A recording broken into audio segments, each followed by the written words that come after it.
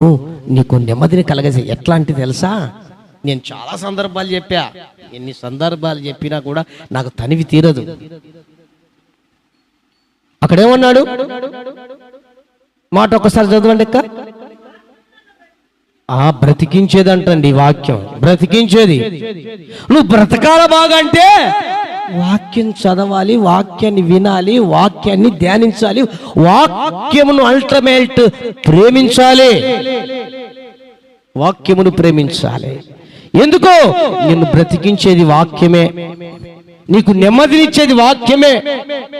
నీకు నెమ్మదినిచ్చేది, ఊరటనిచ్చేది, నీకు సంతోషాన్ని ఇచ్చేది, నీకు ఆనందాన్ని ఇచ్చేది, నీకు ఉల్లాసాన్ని ఇచ్చేది, నిన్ను ప్రోత్సహించేది, నీకులో దైవ వైరాగ్యాన్ని పుట్టించేది, నిన్ను బలపరిచేది, నిన్ను స్వస్థపరిచేది, నిన్ను లేవనెత్తేది,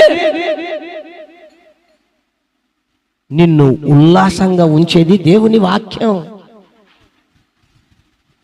ఈ వాక్యాన్ని ప్రేమించు.